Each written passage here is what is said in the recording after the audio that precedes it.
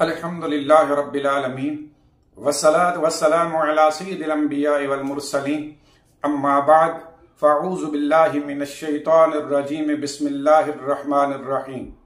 حضرات محترم، آسمان کی تخلیق پہلے ہوئی یا زمین کو پہلے پیدا کیا گیا؟ آیات کے درمیان ایک تعارض کی تطبیق قائم کریں گے۔ چنانچہ آیت کریمہ میں اللہ رب العزت نے ارشاد فرمایا الذی خلق السماوات والارض وما بینہما فی ستۃ ایام ثم استوی علی العرش، کہ وہ ذات یعنی اللہ وہ ذات ہے کہ جس نے آسمانوں اور زمینوں اور جو کچھ ان کے درمیان ہے 6 دن میں پیدا فرمایا، پھر اللہ تعالی نے اوپر استوا فرمایا۔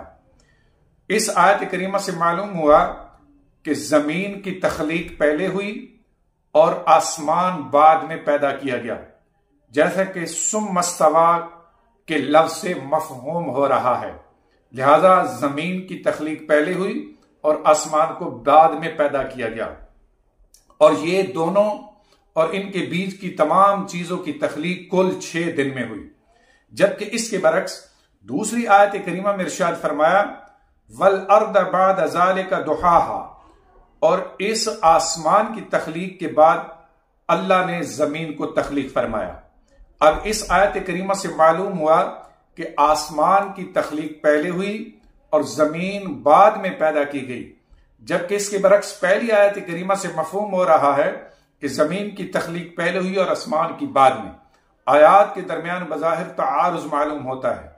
اب اس تعارض کے درمیان تطبیق اس طرح قائم ہوگی کہ یاد رکھیں زمین کے مادہ کی تخلیق آسمان سے پہلے ہوئی، یعنی مادہ زمین پہلے تخلیق ہوا، لیکن ابھی اس کو بچھانے سے پہلے یعنی زمین کو بچھانے سے پہلے اللہ رب العزت نے آسمان کو تخلیق کیا۔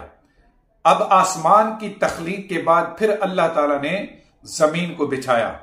تو اب جس آیت کریمہ سے معلوم ہوا کہ زمین کی پیدائش آسمان سے پہلے ہوئی، تو اس کا مطلب یہ ہے کہ زمین کا مادہ پہلے تخلیق ہو چکا، اور جس آیت میں کہا گیا کہ آسمان کو زمین سے پہلے تخلیق کیا گیا، اس کا مطلب یہ ہے کہ مادہ زمین کے بعد آسمان کو تخلیق کیا گیا اور آسمان کو اپنی جگہ مقرر کر دیا گیا، تو اس کے بعد پھر زمین کو پھیلایا گیا۔